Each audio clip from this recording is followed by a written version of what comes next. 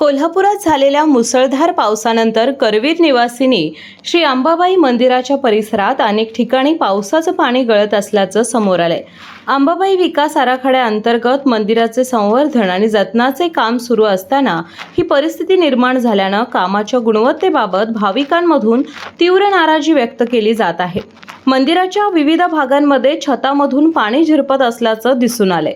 गेल्या 2 दिवसांपासून याची व्हिडिओ सध्या सोशल मीडियावर व्हायरल झाले असून मंदिरात येणाऱ्या भाविकांना अडचणींचा सामना करावा लागला।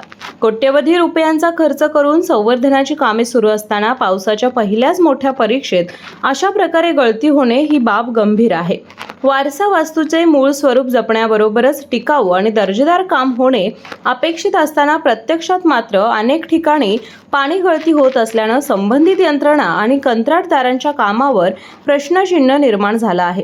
या प्रकरणाची तातडीने चौकशी करून गळतीची कारणे शोधावीत, निकृष्ट काम करणाऱ्यांवर कारवाई करावी आणि मंदिरातील संवर्धनाची कामे उच्च दर्जाने पूर्ण करावीत अशी मागणी केली आहे।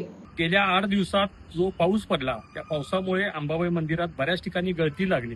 त्याची माहिती घेतली असता पुरातत्व खातं इथं काम करते आणि वरचं छत उकरलेलं असल्यामुळे ही गळती झाली असं त्यांच्याकडून सांगण्यात आलं।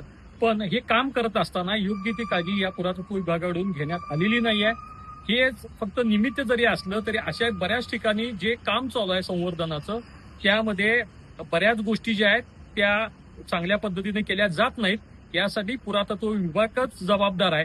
त्यांच्याकडे तज्ञ अधिकारी नाहीत किंवा जे अधिकारी आहेत ते या कामावर पाहणी करण्यासाठी येत नाहीत, या कामासाठी वेळ देत नाहीत। जे कॉन्ट्रॅक्टर आहेत किंवा त्यांचे जे कामगार आहेत हे सुद्धा यातले काही तज्ञ नाहीत। या प्रामुख्यानं जर बघितलं तर मंदिरावर प्रत्येक दगडावर बारीक नक्षीकाम आहे, वेगवेगळ्या लहान सहान मोठ्या मूर्ती आहेत, ते ग्राइंडरनं कापण्याचं काम या ठिकाणी केलं जातं। म्हणजे मूळ मंदिराचा जो ढाचा आहे त्यालाच कुठेतरी बाधा आणण्याचं काम या पुरातत्व विभागाकडून होतंय आणि याच्यासाठी आम्ही अक्षर घेतलेला आहे।